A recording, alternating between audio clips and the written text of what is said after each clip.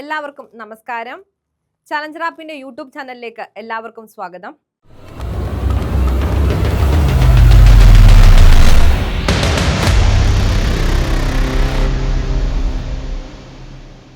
ഇന്ന് ഞാൻ എടുക്കാൻ പോകുന്ന സെഷൻ എന്ന് പറയുന്നത് പ്രകൃതിയെക്കുറിച്ച് ഒരു വിദ്യാർത്ഥി അറിഞ്ഞിരിക്കേണ്ടതായിട്ടുള്ള കുറച്ച് ചോദ്യങ്ങളും അതിൻ്റെ ഉത്തരങ്ങളുമാണ്. അപ്പം എന്താണ് ആ ചോദ്യങ്ങൾ, എന്താണ് ഉത്തരങ്ങൾ എന്നൊക്കെ നമുക്ക് നോക്കാം. ഫസ്റ്റ് തന്നെ നമുക്ക് ആ ചോദ്യത്തിലേക്ക് പോകാം. ആദ്യം നോക്കിക്കേ, ഭൂരൂപങ്ങളുടെ രൂപീകരണം, പരിണാമം എന്നിവയെക്കുറിച്ച് പഠിക്കുന്ന ശാസ്ത്രശാഖ ഏത് എന്നുള്ളതാണ് ആദ്യത്തെ ചോദ്യം. ഏതാണ്? ഭൂരൂപങ്ങളുടെ രൂപീകരണം, പരിണാമം എന്നിവയെക്കുറിച്ച് പഠിക്കുന്ന ഭൗമശാസ്ത്ര ശാഖ ഏത് എന്നുള്ളതാണ് ചോദ്യം. അപ്പോൾ അതിൻ്റെ ഉത്തരം എന്ന് പറയുന്നത് ഏതായിരിക്കും? ഓപ്ഷൻ സി, ഭൂരൂപ ശാസ്ത്രമാണ് അതിൻ്റെ ഉത്തരം എന്ന് പറയുന്നത്. ഏതാണ്? ഭൂരൂപ ശാസ്ത്രം അഥവാ ജിയോമോർഫോളജി. ഏതാണ്? ജിയോമോർഫോളജി.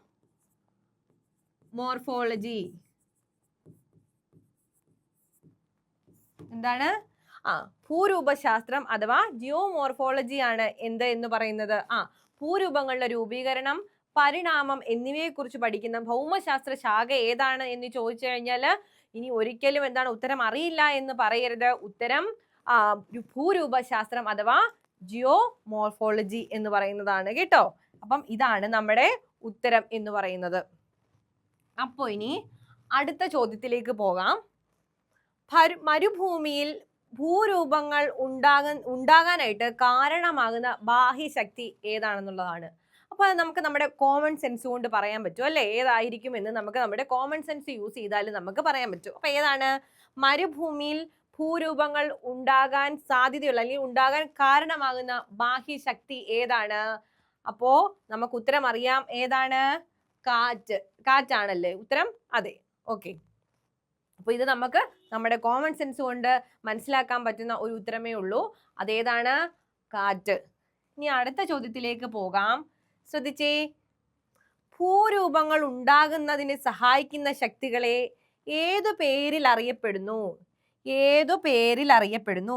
ഭൂരൂപങ്ങൾ ഉണ്ടാകാൻ സഹായിക്കുന്ന ശക്തികളെ ഏത് പേരിൽ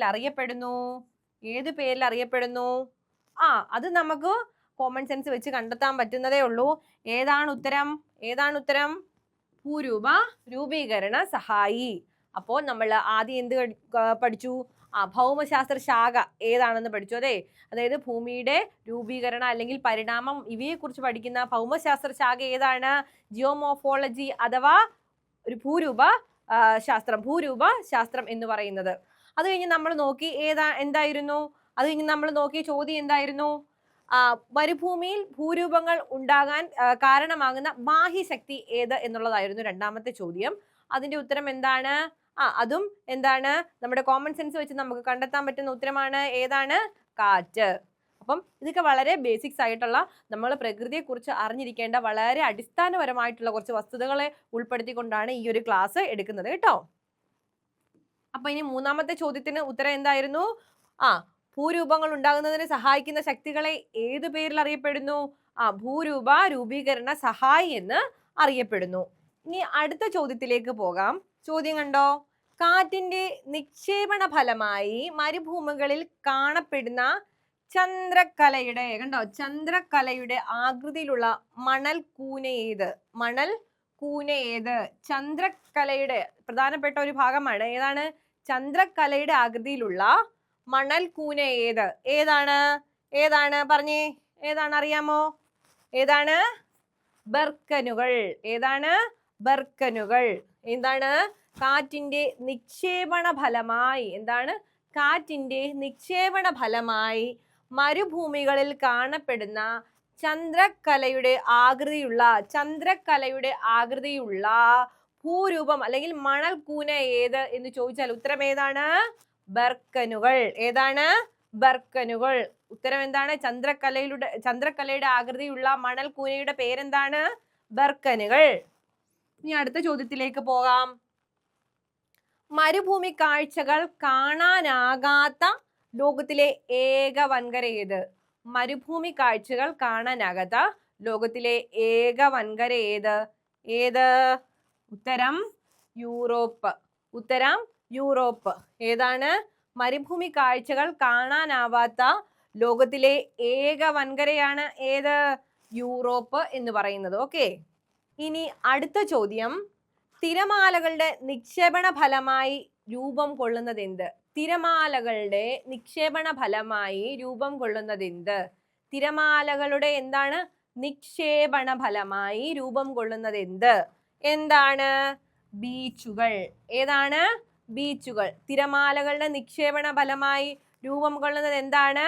ബീച്ചുകൾ. ഓക്കെ, ഇനി അടുത്ത നോക്കാം.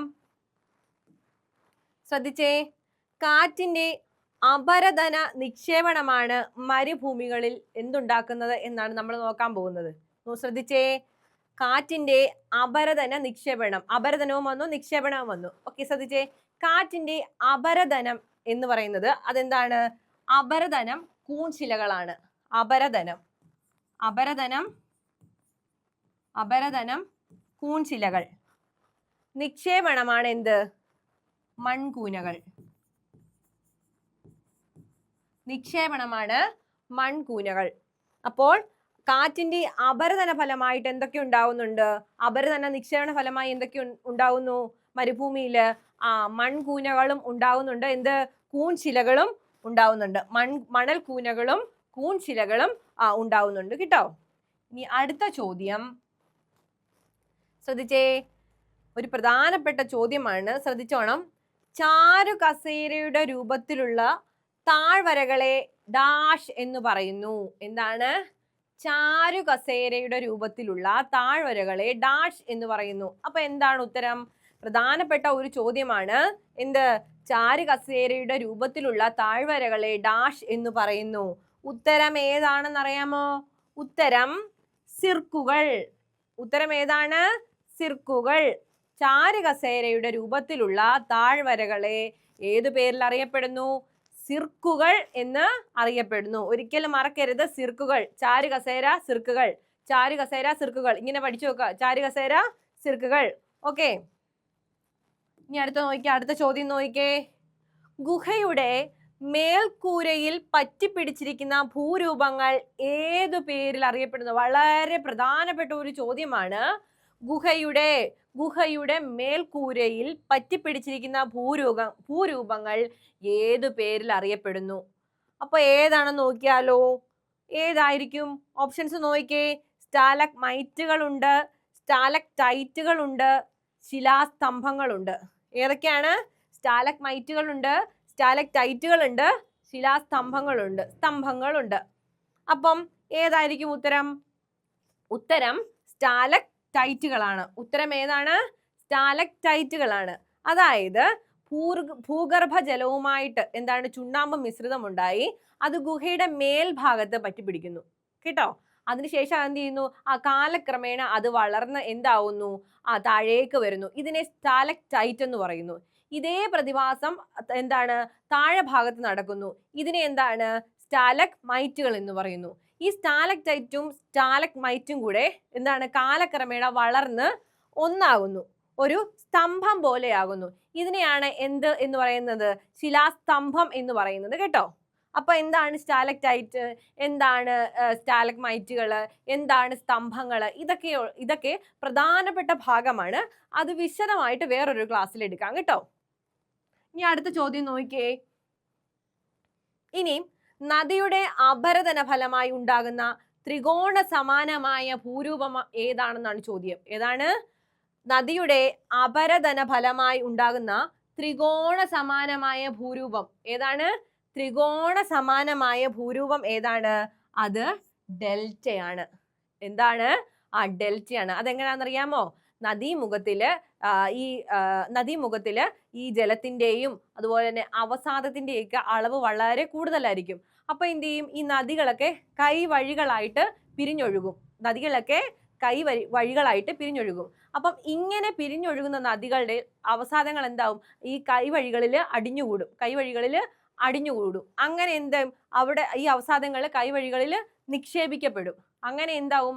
അങ്ങനെ നിക്ഷേപിക്കപ്പെടുന്ന എന്താണ് അവസാദങ്ങളൊക്കെ എന്താണ് ഒരു ത്രികോണ സമാനമായിട്ടുള്ള ഒരു രൂപം, ഒരു ഭൂരൂപമായിട്ട് മാറും.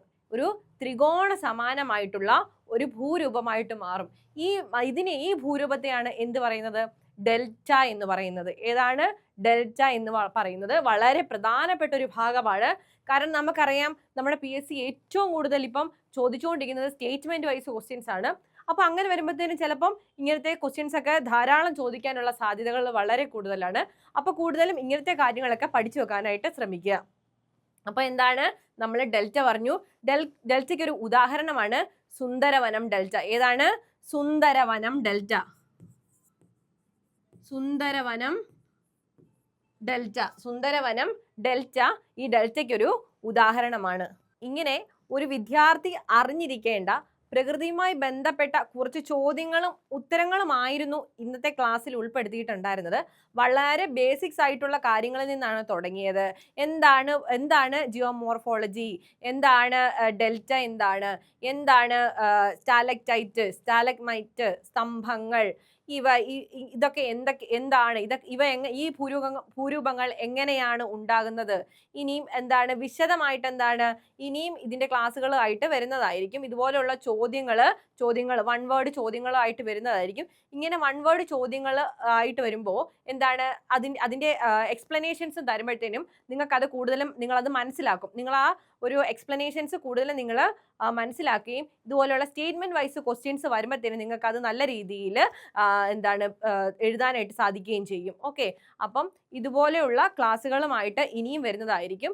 അപ്പോൾ നിങ്ങൾ നമ്മുടെ ചലഞ്ചർ ആപ്പിന്റെ യൂട്യൂബ് ചാനൽ സബ്സ്ക്രൈബ് ചെയ്യുക, നമ്മുടെ ഇൻസ്റ്റഗ്രാം പേജ് ഫോളോ ചെയ്യുക, ടെലഗ്രാമിൽ ജോയിൻ ചെയ്യുക, നമ്മുടെ ആപ്പുകൾ കൃത്യമായിട്ട്, നമ്മുടെ കോഴ്സുകൾ കൃത്യമായിട്ട് പർച്ചേസ് ചെയ്യാൻ ശ്രമിക്കുക. അപ്പോൾ അടുത്ത ക്ലാസ്സിൽ കാണുന്നത് വരേക്കും എല്ലാവർക്കും നന്ദി, നമസ്കാരം.